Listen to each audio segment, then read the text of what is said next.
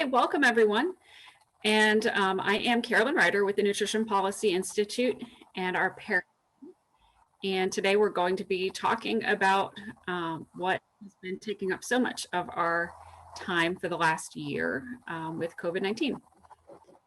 We will also be joined by folks from CSU Chico representing Colusa County and Orange County Healthcare Agency and some of their partners in Community Action Partnership of Orange County. So just what we will cover today, some background on how COVID-19 has impacted the implementation of CalFresh Healthy Living by local health departments. And then we will look at some of the data reported in pairs and in other places related to challenges to implementing CalFresh Healthy Living, as well as opportunities you were able to pursue over the last year. Well, the data really doesn't cover the last year, but the first 6 months of the pandemic. And then we will bring that into focus with some presentations from Chico State and Orange County, sharing stories of successful pivoting to respond to COVID-19. And finally, we'll do some wrap up, just so we can continue and build on successes from the last year. And there will also be plenty of time for questions at the end. Just to save some bandwidth, I am going to turn off my video now, but hope everyone enjoyed seeing my face to get this started.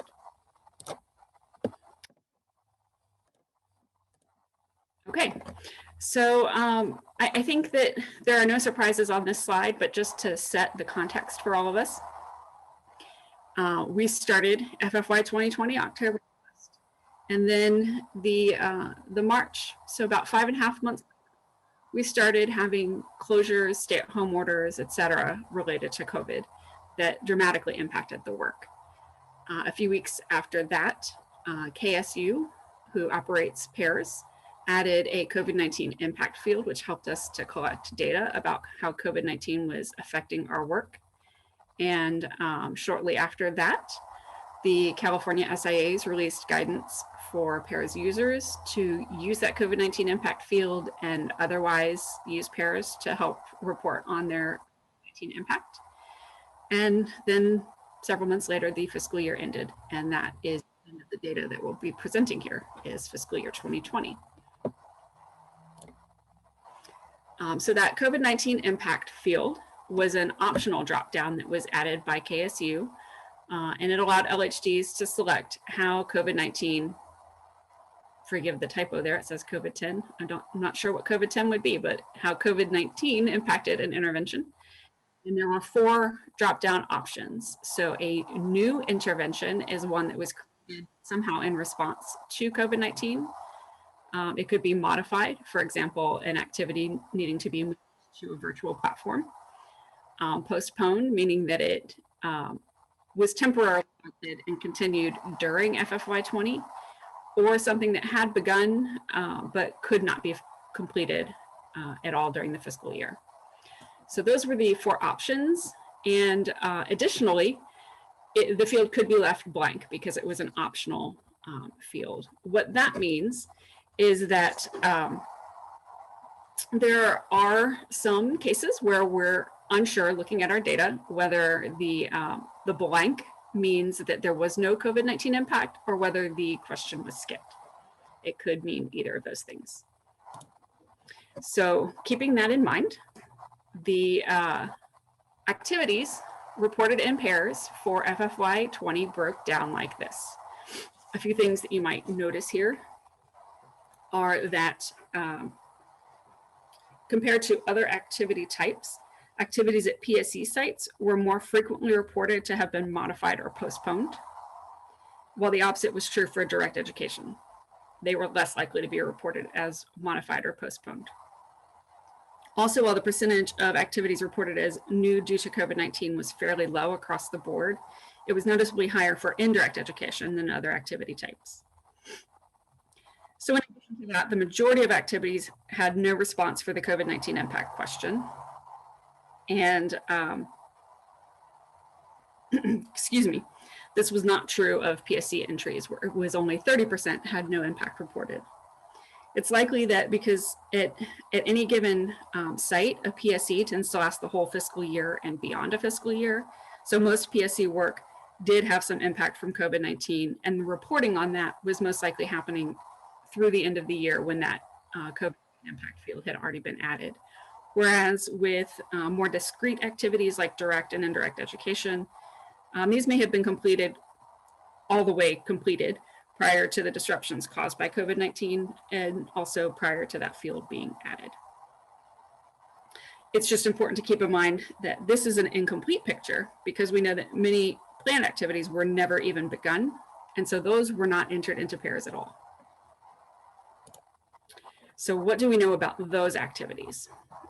So in October, right after the end of the fiscal year, we surveyed local health departments about how COVID-19 had impacted programs, including any planned direct education that did not happen at all, planned these sites where no work was able to happen, and overall the settings where activities could not be implemented for both of those two, direct education and PSE.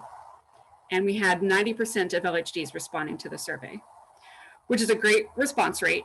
But that 10% does mean that when we're looking at numbers that I'll present in the next few slides, the numbers could be underreported, likely are underreported because there are 6 LHDs not represented in these numbers. Okay, so here we see the percent of PSE sites on the left and the percent of direct education on the right that was planned with some work happening versus planned and never occurred. So if you look at the purple pie pieces, those represent activities that were at least partly implemented. And among PSE sites, 59% were able to complete some work during the year.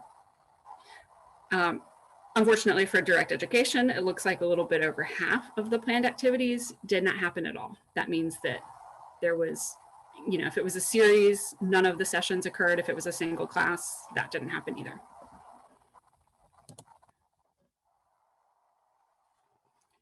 We can dig a little bit further. So now that 2020 bar is the same data that was presented on the previous slide. And this is compared to the 2 previous years. So if we look just at the purple bars, we see that the actual implementation of PSE sites on the left and direct education on the right had a steep decline in 2020, which is probably not a surprise to anybody here. But looking at the full 2020 bar with purple and green combined, we can get a sense of what 2020 might have looked like without COVID. It's interesting to note that had all the planned activities been implemented, there would have been a small uptick in PSE sites, although 52 of the PSE sites were reported as new due to COVID. So, we could subtract those out and the bar still goes up slightly, but not a whole lot. In contrast, it looks like there's been a slow and steady decline in planned direct education activities over the last 3 years, and an even sharper decline as a result of COVID. Given the new IWP guidance in 2020 and the overall direction of CalFresh Healthy Living over the last several years, it makes sense that we saw a small increase in planned PSE sites and a decline in planned direct education.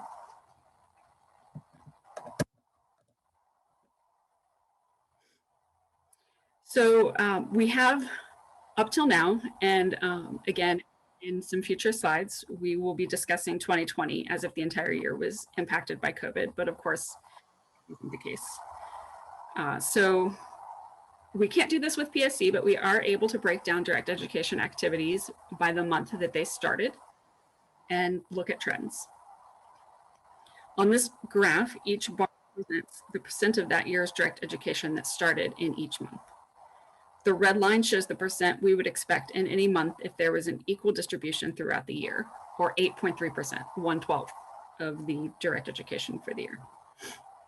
We can see from the purple and light green bars, representing 2018 and 2019, that most months are fairly close to the red line, with more activities tending to be reported as beginning in October. But if we look at the dark green bars of 2020, looking at October by itself, we see 28% of direct education reporting as having begun in October, which is a huge number when you only expect it to be 8%. By comparison, the tiny dark green bars in April and May represent only 1% of 2020's total direct education.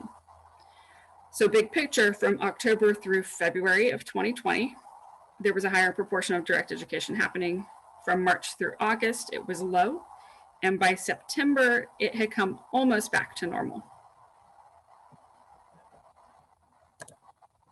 And now I'm going to pass over to Christina to discuss challenges. Thank you.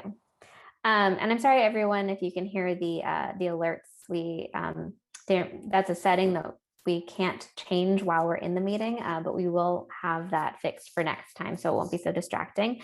And if you miss anything from our presentation, please feel free to ask us anything specific in the chat.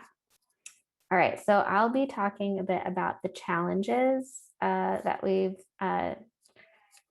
seen in FY20 based on the results of the survey we sent out. And we'll be specifically talking about direct education and PSE related challenges and what settings faced. Okay, can you go to the next slide? Thank you.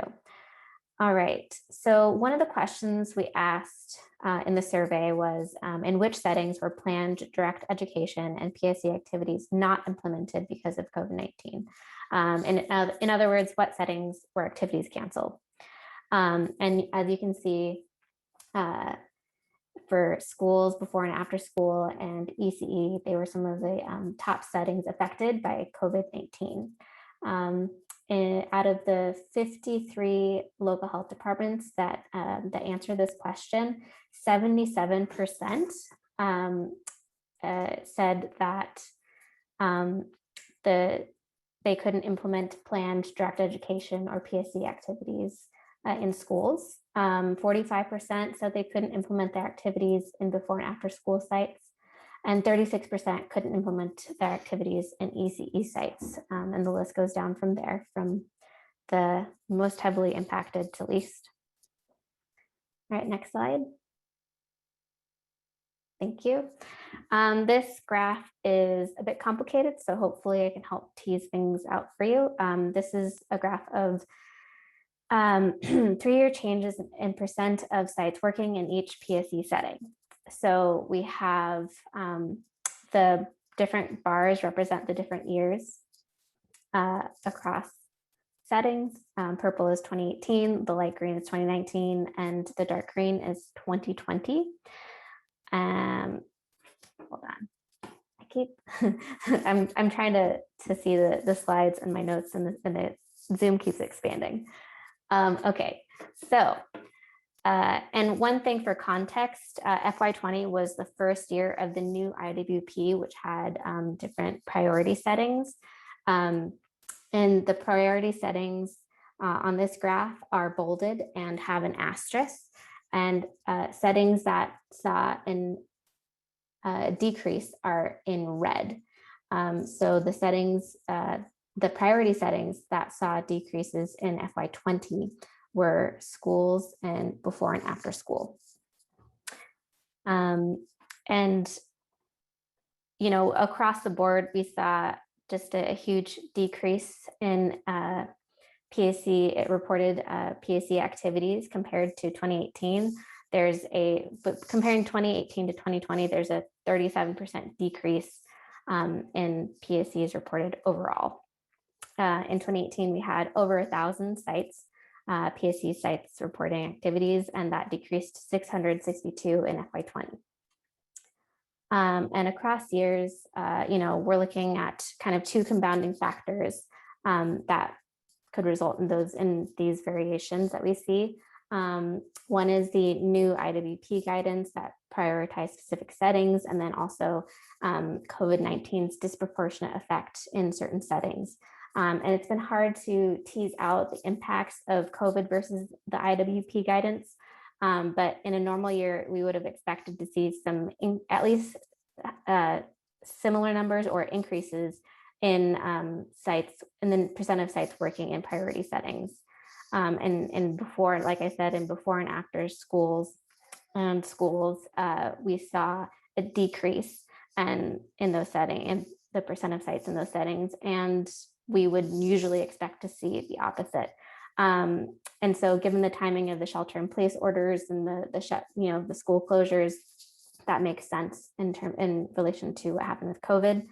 And we also see a decrease in faith-based and work sites, and that's more likely due to those no longer being a priority setting. So if COVID-19 was not a factor, we would expect to still see those changes. All right, next slide. And also, Carolyn, it looks like there's a black box on the screen. So I think if you're opening, closing something, maybe close it. I have been trying to figure out what the black box is. We can't make it go away, but I am going to continue to work on it when I'm not presenting. Okay. Well, okay. Anyhow, all right. So this graph is basically the same thing, but for direct education. The bars represent the number of, or the percent of direct education activities each year that were delivered in each setting. And it's important to note in absolute numbers that direct education declined across all settings. So between 2018 and 2020, there were 5,947 fewer direct education activities reported. And relative to other settings, though, the percent of K through 12 schools with direct education increase, as did early childhood care and education and the healthcare settings, while everything else declined. And that is a relative percent, not absolute numbers. All right, next slide, please. All right, so what caused the cancellation of all these PSE and direct education activities? Most common reasons given were stay-at-home orders, site closures, and physical distancing. Specifically for direct education, staff redirection was a common cause for canceling activities. And for PSE activities, canceling social distancing requirements were a common reason given. Okay, I believe, does it go to Janice next? Thanks, Christina. So next, we're going to turn our attention towards what opportunities LHDs and their subcontractors found for CFHL work in the face of COVID. I'll start with some trends that we noticed in the PSE data, and then I'll turn it over to Evan to discuss direct ed and indirect ed. And then I will summarize some of the information that you guys wrote into the text fields in pairs. So the first thing we did was we took a look at which PSE settings had new activities due to COVID. We found that for most types of PSE work, there were very few or no new activities due to COVID, with the primary exception being food assistance related PSEs. Like any PSE work that is happening through some sort of food distribution channel, could be at a food pantry or a food bank, but it could be at some other type of site, as long as the main goal there was food distribution. We looked at that in two ways. So one way is to look at the number of new sites. We saw that 45 out of the 52 new PSE sites were food assistance related.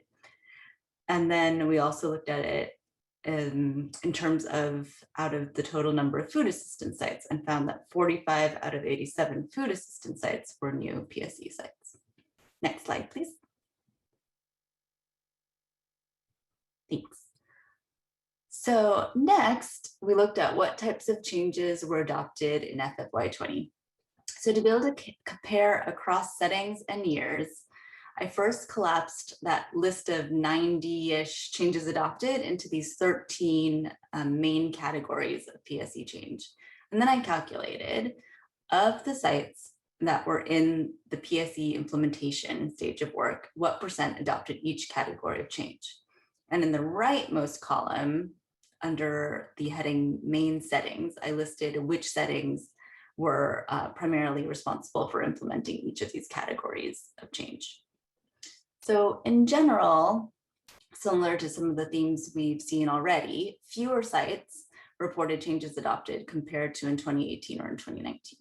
However, out of the sites that reported on PSE changes, they reported similar categories of PSE changes and also similar numbers of PSE categories compared to in previous years. Some exceptions are noted here in the green and red font. So a green font and an up arrow, you see here it's for policies, food access, and child feeding practices types of changes. That means that it increased 5 or more percentage points compared to in 2019.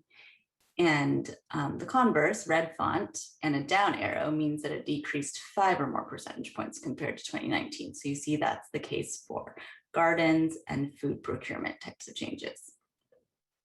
So again, keeping in mind that these data are a little challenging to interpret because of the timing, some of these changes adopted could have been implemented in that first half of FFY20, which is pre-pandemic. We can still kind of use this data to give us some ideas for what kinds of PSE implementation were more likely to happen last year and consider how that might be feasible or applicable to your own sites. You could look at which categories of PSE changes are most likely to be implemented and which categories saw increases in implementation frequency, and then take a look at which settings correspond to those changes. Another way would be to flip that and look at the settings that you're working in, and then look to the left to see the corresponding categories of change that were adopted. I know that was a lot of information, and when you get a copy of these slides, you'll see all of this information in the slide notes as well. Okay, next slide, please. Oh, over to Evan. Hello, everyone. So now we will get into where were the new direct education activities. Almost all of the new classes last year utilized online methods for delivery. The other 25 new classes included face-to-face interaction using social distancing during food distribution. And then a handful of the new classes were data entry errors related to face-to-face being the default choice of delivery methods and pairs. So almost all of the new classes were online, and of the in-person classes, almost all of them took place at food distribution sites, including summer meal sites and school meal distribution places. Another setting that was heavily impacted by COVID were community and youth settings, where a lot of the new activities took place within those categories. Next slide, please. So what were the new direct education activities? The most common direct education audience was for mixed classes that included both adults and children. 14% of the new classes were in mixed age, whereas 4% of the new classes were in youth or adult-only classes. And that was within each group. So 14% of mixed age classes were new due to COVID, 4% of adult directed classes were new due to COVID. New activities also had a higher reach per class when targeting adults compared to adult classes that were modified, postponed, or canceled, or had no impact due to COVID. When targeting adults, the mean for new classes was 141 participants compared to a mean of between 11 and 16 participants for the other impact categories. Rural areas in general also had a higher rate of canceled activities. However, small schools, regardless of urbanicity, did not see higher rates of canceled activities when compared to other schools. Next slide, please. So on this slide, you can see the indirect education as an opportunity to reach participants. Overall, 17% of indirect education was reported as new due to COVID-19. Some channels are more likely to be new than others, and as you can see on this table below, the top 3 channels were made up almost entirely of new activities, with almost all blogs being reported as new due to COVID. Another indirect channel that had a big increase due to COVID was software applications. If you used any software applications to respond to COVID, then please share some of your experiences in the chat if you would like to. And if there's time during Q&A, we may ask people to unmute and share some of their experiences using software applications for nutrition education. Now going back to the table, this has the top 8 growing channels, and 6 of them were virtual, which we can expect due to stay-at-home orders. Next slide, please. Okay, and this brings us to the breakdown of indirect education settings. As you can imagine, mass media, which includes the 6 channels in the previous slides that are used for virtual learning, saw the biggest increase in activities. The stay-at-home orders moved a lot of nutrition education online. Senior services saw a large increase in reach thanks to online information. In the first half, quarter 1 through 2, many of the indirect education activities directed at seniors were physical handouts at senior centers, congregate meal sites, or during health fairs. These efforts had an average of 75 participants per activity. In Q2, almost all of the indirect education transitioned online, and the average reach per activity at senior centers went to 380 per activity. The same was seen in parks and recreation sites, where online classes reached 6 times the amount of participants per event than traditional in-person classes.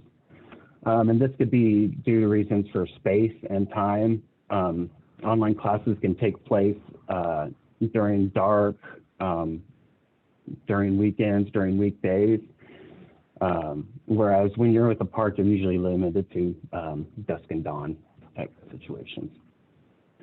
The stay-at-home orders also provided opportunities to engage participants in new physical settings. Food distribution activities increased 30% due to the rise in summer feeding sites and summer meal pickup sites. However, not all the indirect education you see here was COVID related. There was a large increase in the reach of farmers markets and stores, which may have been attributed to seasonal changes and planned integrated work plan activities rather than COVID impacts. As you can imagine, farmers markets are going to run less during the winter than they are in summer. And a lot of the activities that happen in stores are store tours and taste tests, which generally happen during spring and summer when there's a lot of fresh produce. And next slide, please. Thanks, Evan. So we also decided to code the write-in data that you provided into that general comments field in the PSE module. And we found that you all primarily started working on, as a response to COVID, food distribution or delivery. So no surprise there based on what we've seen of the data so far. Providing resources to facilitate remote nutrition and physical activity education, providing resources to facilitate food distribution or access, and remote programming, which includes nutrition education, food demos, and exercise education. So you can see that even though this was all reported in the PSE module, these aren't necessarily PSE activities. A lot of these are complementary to PSE activities. And I think that makes a lot of sense given the COVID circumstances and what Evan just showed us in the last few slides. And the main reason why you were able to pivot, community support. A lot of you cited community support in your descriptions of how COVID impacted your work. So I feel like we went pretty fast over these last few slides, and I'm happy to answer any questions later in the Q&A, but I do want to make sure we have plenty of time for our LHD presentations, which I'm really looking forward to. Okay, back to you, Carolyn. Thanks, Janice. So let's go right over to the local health departments.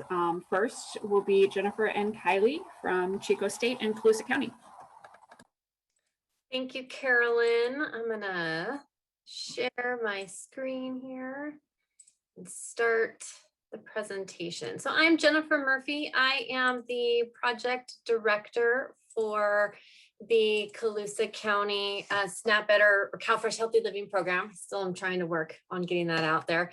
And I've got my coworker, my right-hand gal. She is my everything, Kylie Gaycad. She is the program assistant for this contract.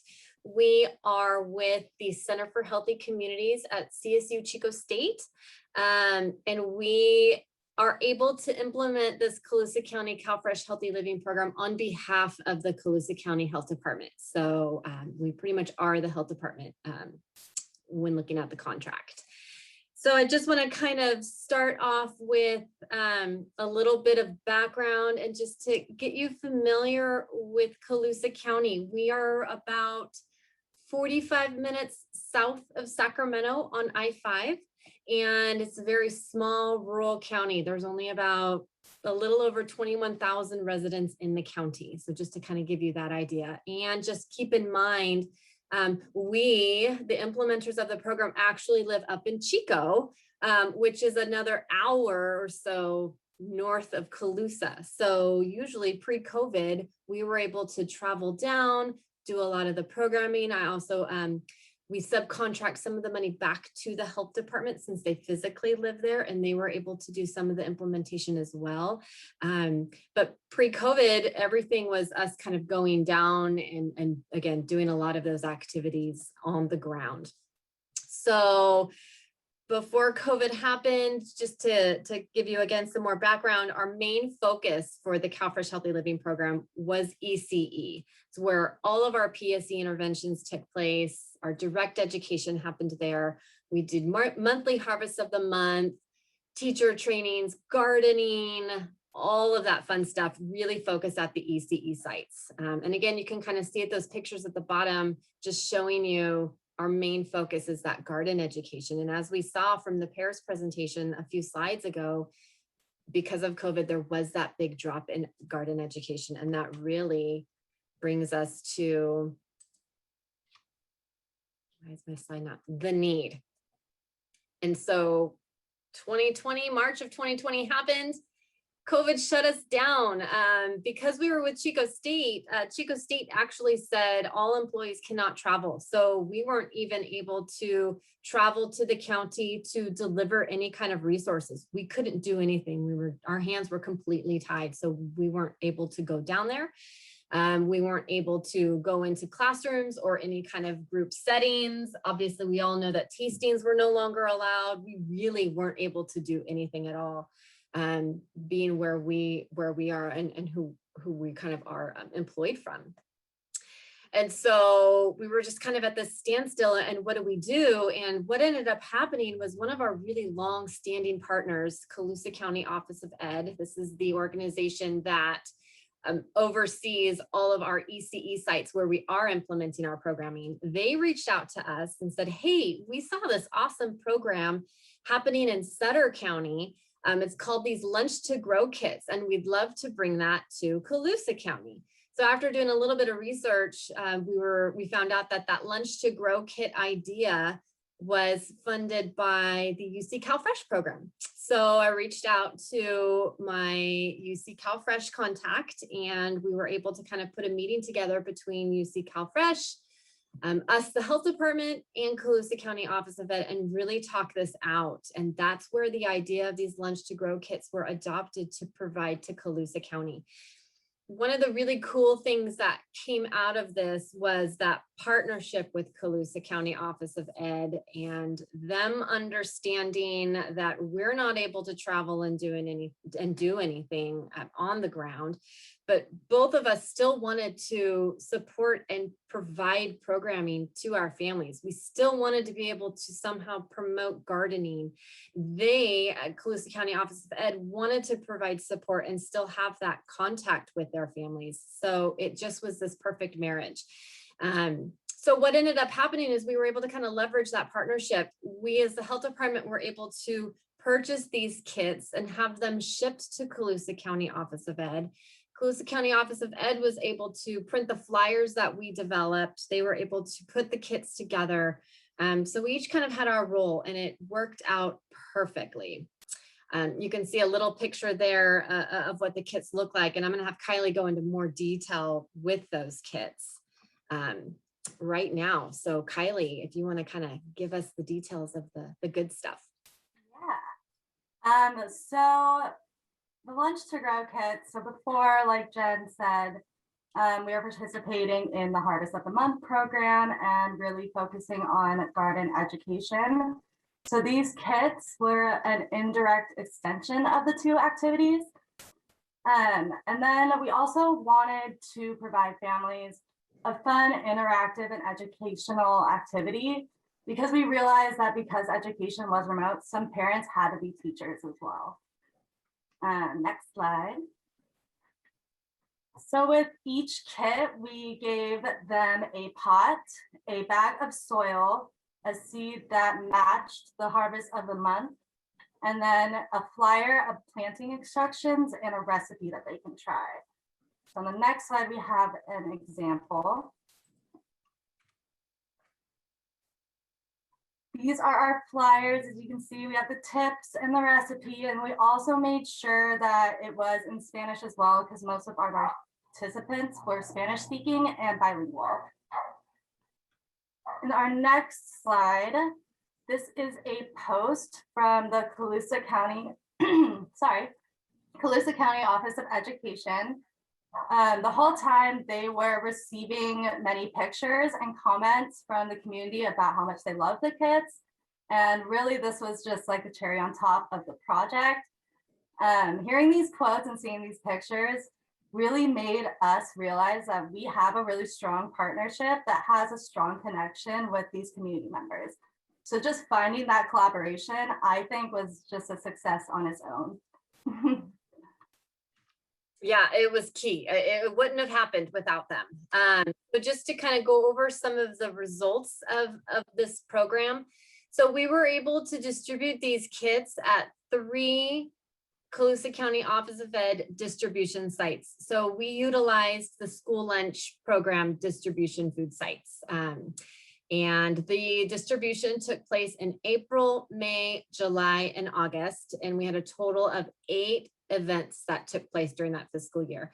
So kind of thinking about when COVID hit and in March of 2020, we were shut down, we were able to pivot real quick to get these distributions to start happening in April. And again, it couldn't have been done without that strong partnership.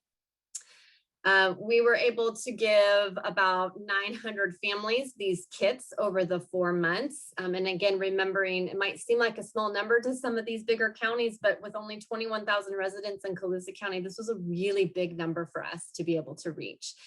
This was such a popular event that it was requested again. So we did throw another one in the new fiscal year. So FFY 21, we had another distribution event for Lunch to Grow kits, reaching another 76 families. So just to kind of recap, why did we do this? We really wanted to continue that garden education and the nutrition education to our families during the shutdown. And we, again, just like Kylie said, we really wanted to give families that interactive learning experience to do together. And this was not just our purpose, but it was also the Colusa County Office of Ed purpose. So we shared that. And I think that again, that shared focus and passion really helped make this a success. So how we did it, we partnered with our partners, and we knew what we were able to do. They were able to step in and do the other pieces to help get those kits out. And if we were to add in that FFY 21 food distribution day, In those 5 total months, we were able to do 9 distributions, reaching just a little under 1,000 Colusa County family residents. And then Kylie is going to, oh, no, I got one more.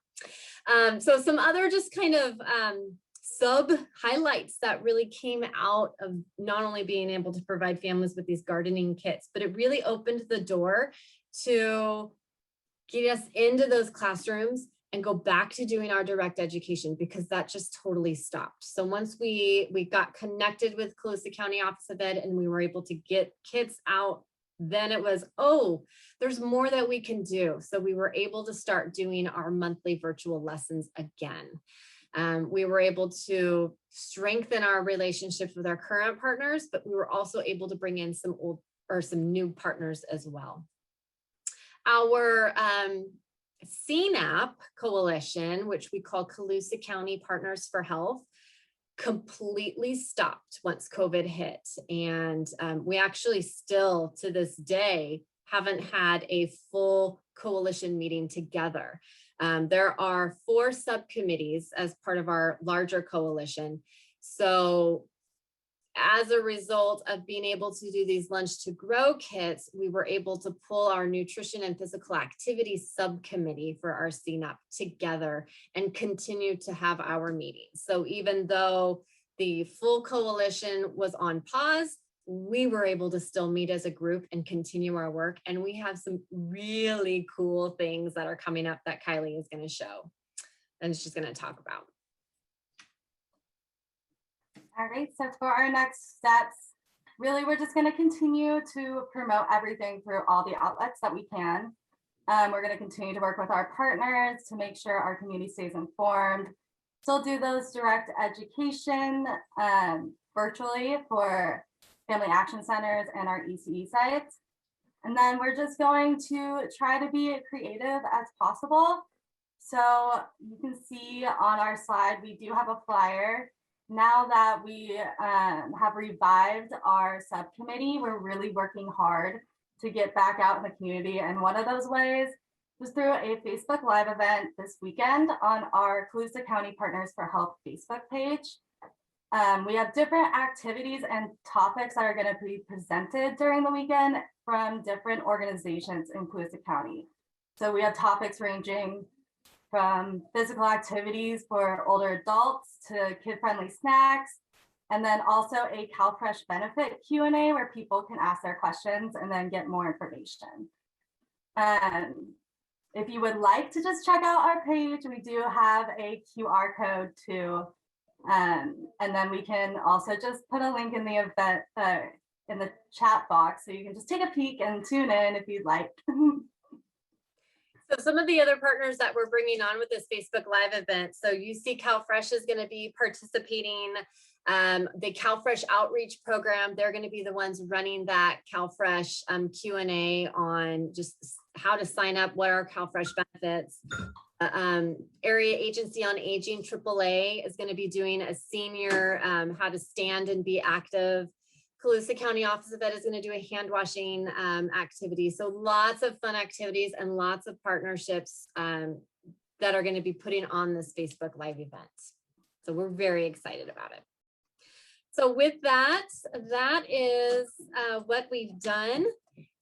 Please reach out to Kylie or I if you have any questions, and we'll stay on after the call as well to be part of that Q&A if you have anything. Thank you so much for having us, Carolyn. We are honored to be able to highlight some of the programming that we've done in Colusa County. Thanks so much, Jennifer and Kylie, for joining us. And now I'm going to turn it over to Orange County.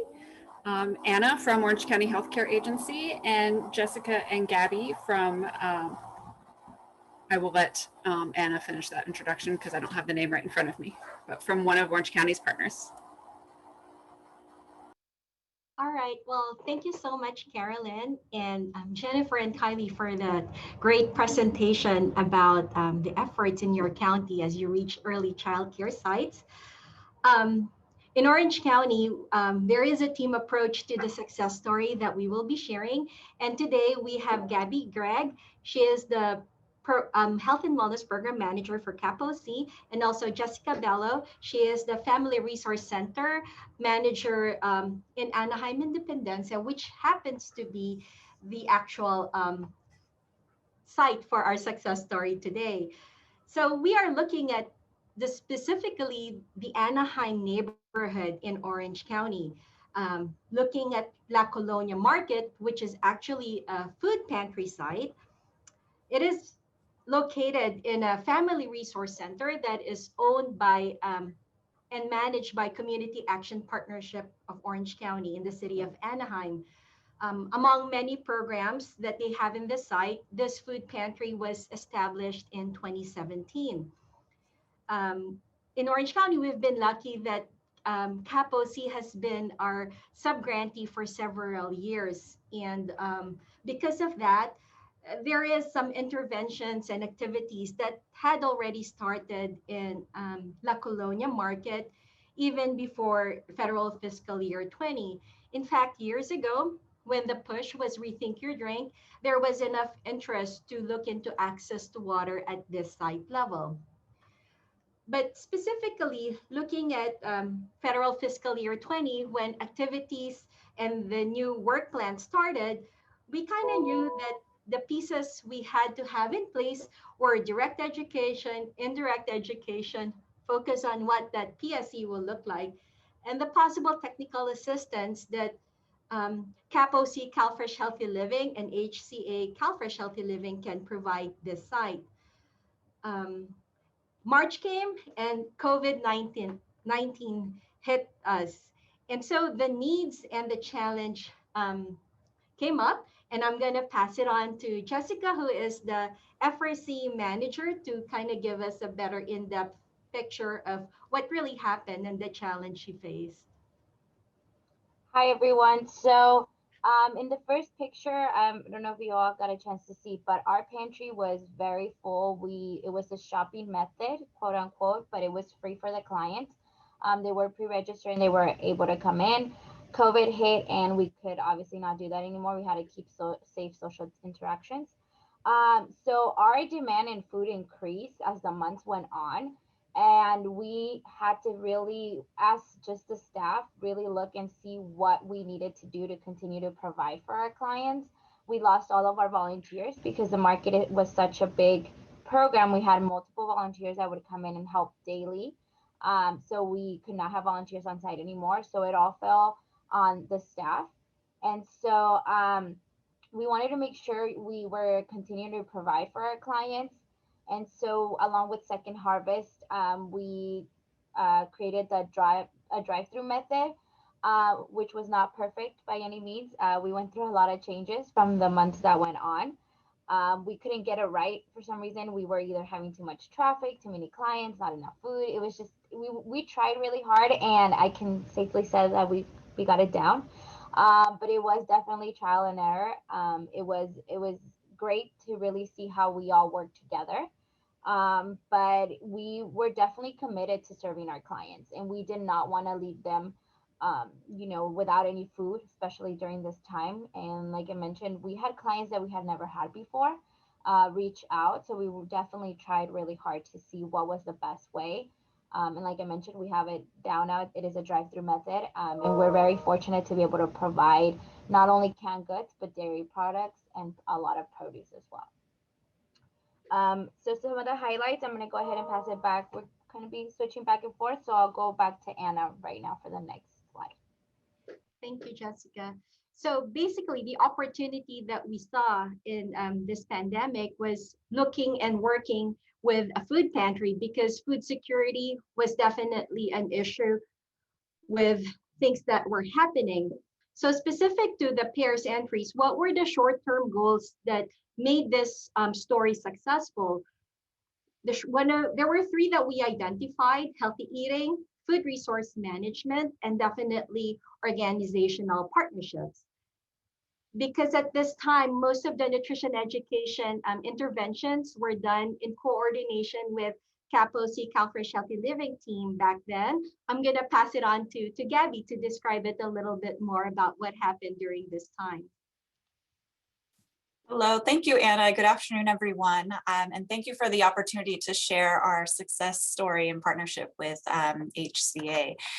So with COVID-19, we did have to switch, as everyone did, to virtual nutrition education classes.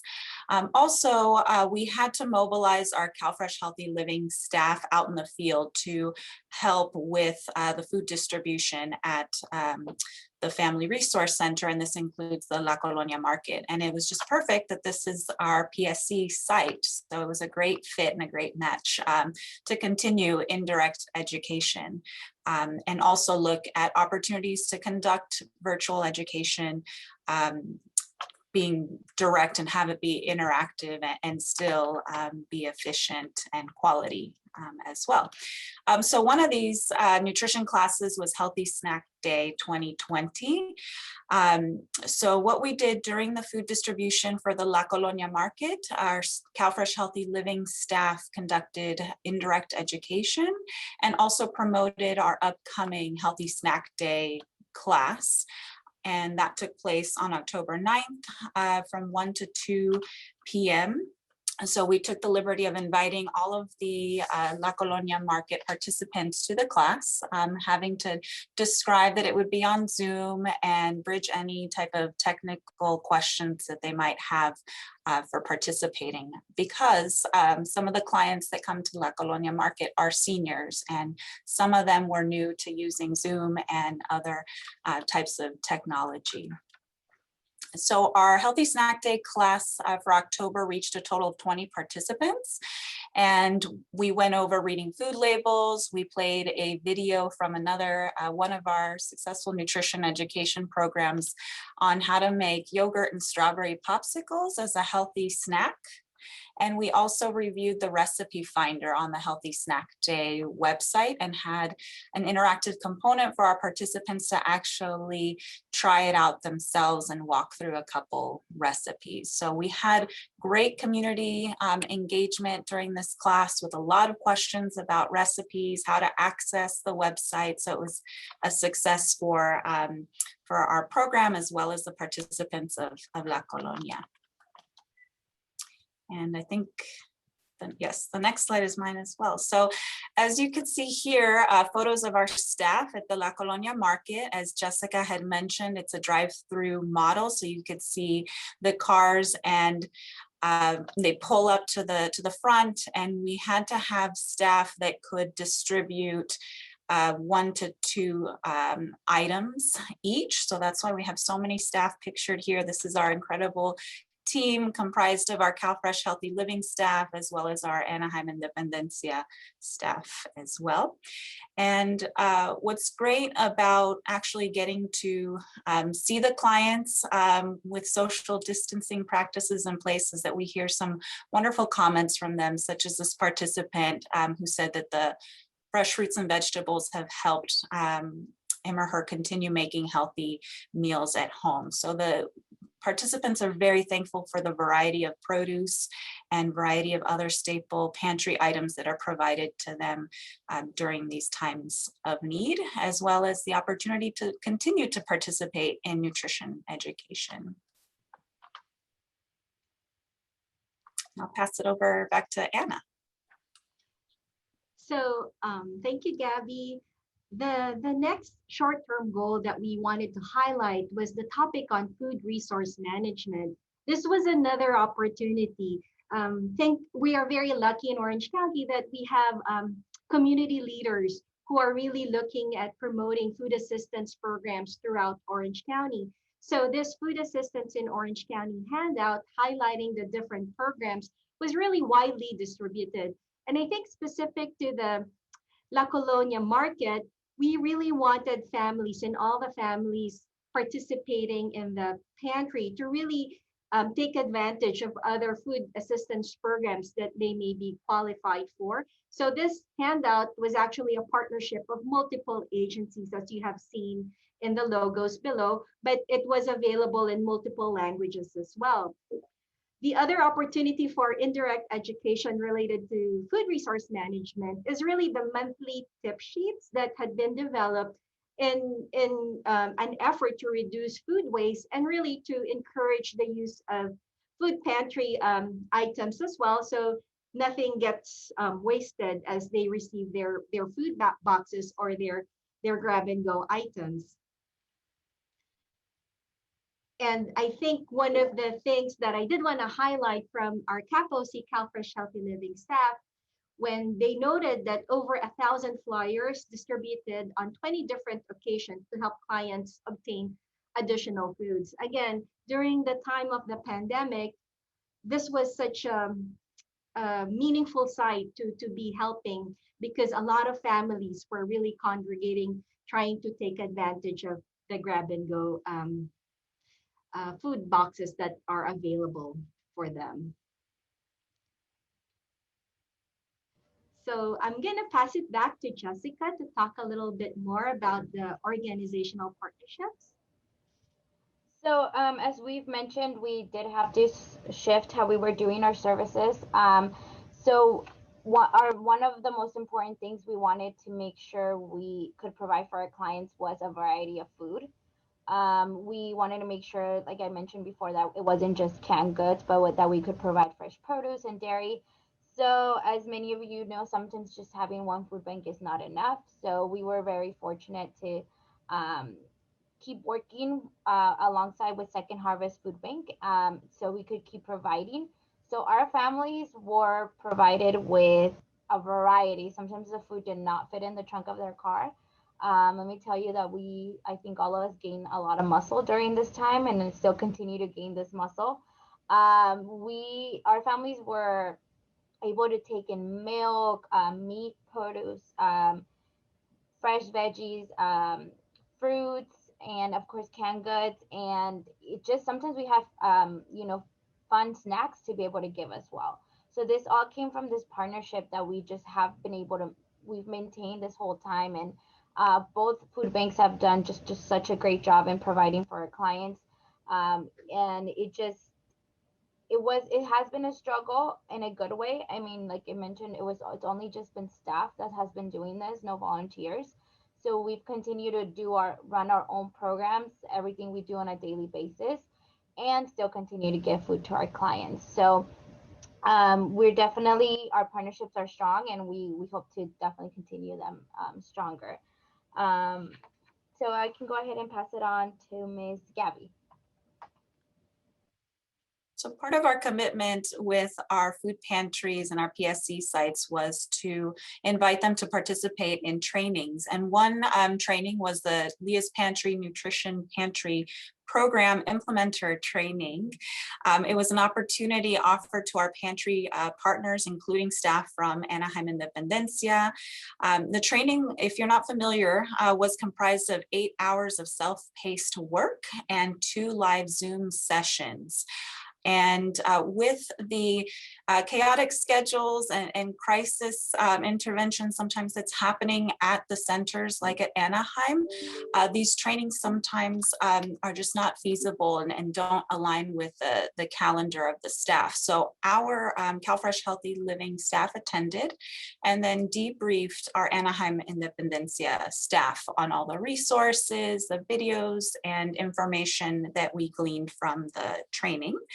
And then because we did want La Colonia to continue beyond our funding to actually work towards certification in the nutrition pantry program, we connected Jessica and her staff with Leah's Pantry staff and the implementer training resources, as well as the group in our region to collaborate, exchange resources, talk about challenges and successes as they work towards pantry certification. I think I'll pass it on to Anna. Thank you, Gabby. So we want to make sure that Jessica, as the manager of the Family Resource Center, will definitely glean from the support that we have as the local health department or CalFresh Healthy Living. So using the client's needs survey through the NPP program of Leah's Pantry, we were able to identify key things that kept on coming up from the phone calls we made related to education. There was definitely an interest in label reading and chronic disease management. For those who were receiving the food, we noted lack of stovetop for seniors, and there's a need for canned and frozen fruits and vegetables. They appreciated the increase of availability of fresh produce, shelf stable dry goods, and dairy box. In the past, prior to the pandemic, when they had the choice model, some people would run out of food. But with the grab and go boxes, it allowed them ample supply of most food items that they needed. So that was one of the things that we learned from completing this client survey. So Jessica, would you like to share your code? So yeah, so as I mentioned, our partnerships are very important. We wouldn't have been able to make it this far without them. And partnering with CalFresh Healthy Living was just a natural fit for us. We work really hard to provide our clients the resources that they need for healthier lives. And we wanted to make sure our clients were getting the right food, but also the right information. We know that it's such a stressful time with COVID, and we wanted to make sure that while we were giving them the food, they still had the information to be able to have educational information on healthy eating. So we didn't want to just because COVID happened, we didn't want to just stop and leave them without that information. So for us, partnerships have just been very important, and we definitely want to continue growing them. Thank you, Jessica. So basically, our next step is really continuing to support CAPOC's needs based on what we're hearing. And our conversation is continuing. We actually have a label reading staff training for Anaheim Independencia so they can become nutrition ambassadors moving forward. And really the capacity of providing them monthly tip sheets to decrease food waste will be ongoing. And maybe when the time is right, we can talk more about more safety guidelines of how to really improve the overall feel. But, learning from Jessica and Gabby, there's a lot of competing priorities at the site level. So while we are moving to the certification of nutrition pantry program, we are aware of the timeline that they may have. It may be different from ours. And so we just continue to move the needle where we can. So with that, I just want to say thank you for the opportunity to share our success story with all of you. And if you have any questions, my contact number is here. Thank you. Thanks so much, Anna and Jessica and Gabby. I did have a couple of additional slides I had planned to share, but at this point, I think it's better that we just move into Q&A. I will make the slides available after we are done here today, as well as we do have a recording. So for anyone who had to leave early, hopefully they will be able to listen to that later. Christina, do you have questions from the chat that Yeah. So far, just one that I've seen has come in, and that is, I think, for the two local health departments. How did you deal with language issues?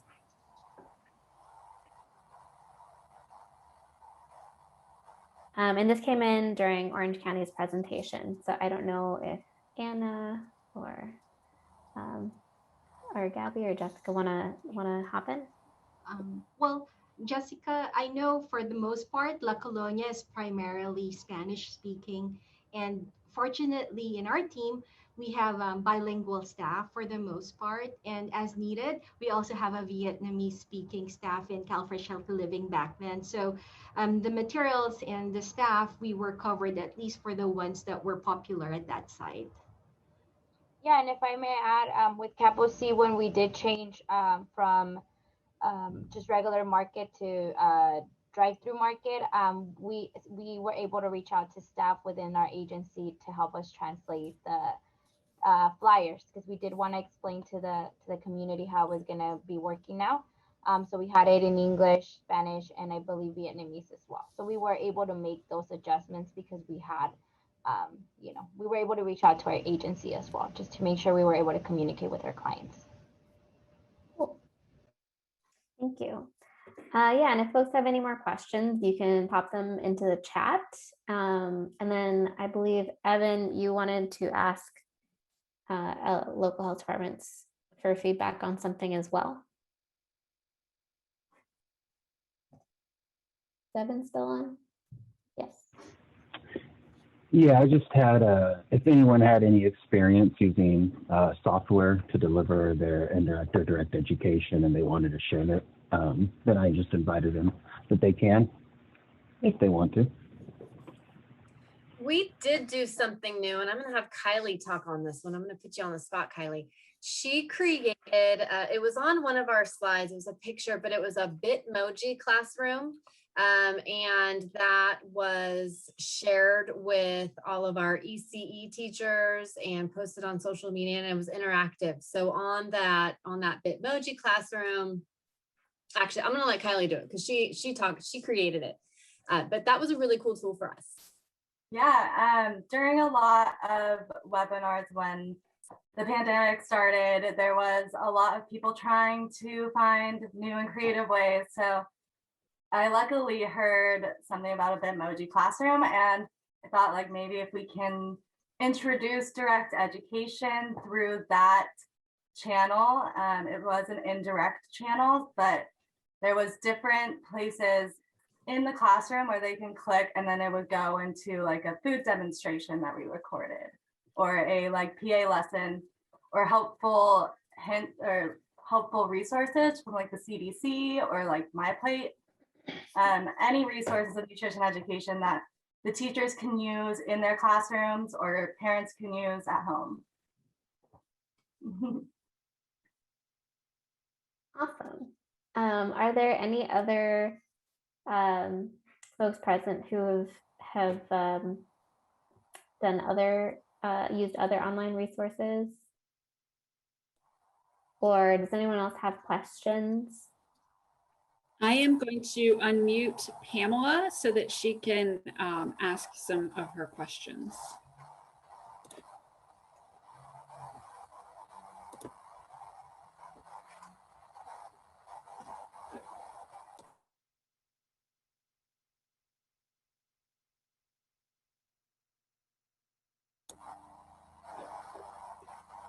Pamela, it looks like you'll have to unmute yourself.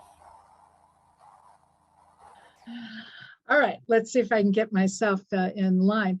I was just curious, when I was doing other work in the county contact tracing while my team was doing a lot of approaches to overcome the COVID crisis with virtual videos, etc. I'm just curious, when you said that you were teaching classes, I think you had 16 to 20 people in the virtual class.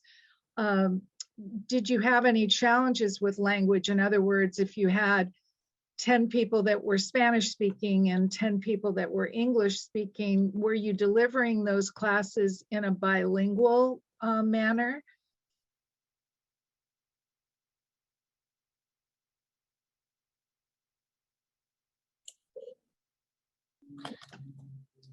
If you're referring to the Healthy Snack Day class, it Yes. was in Spanish. Okay, I was just curious, yeah. Yeah, we did poll the participants as we were promoting the class, what language they preferred, and the majority were Spanish speaking. We were prepared to have staff translate. We did get the fancy Zoom account with the interpretation feature just as a backup, but we did do the class in Spanish. Oh, good, thank you, because we've had that challenge a lot, and I think doing the survey ahead is really, really helpful. And sometimes people say they prefer Spanish, but they do very well in English as well, but that's great. I just want to understand that because I haven't delivered any virtual classes and I may have to soon, so thank you. You're welcome, of course.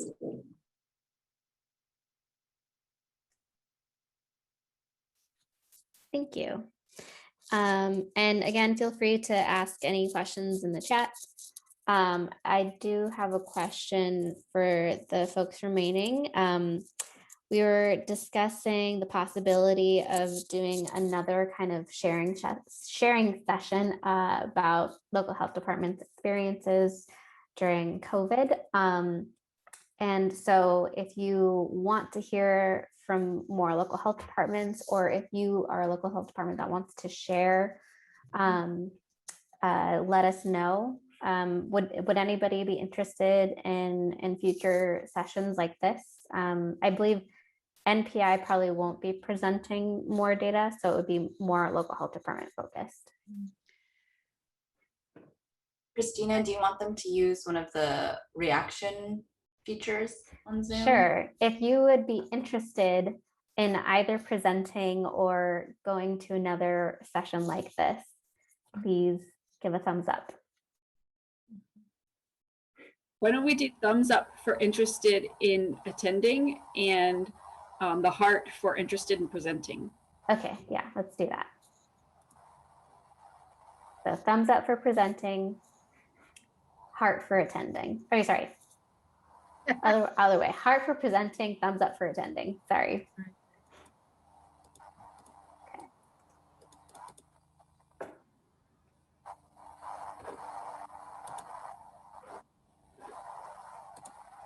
Cool.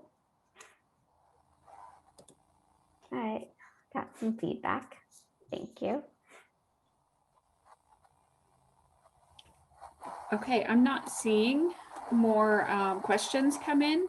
So why don't we wrap up? It's only 13 minutes past time. So thanks everyone who stayed patient and listened all the way to the end, or even to those of you who needed to leave, because of course you should be able to leave when you're scheduled to.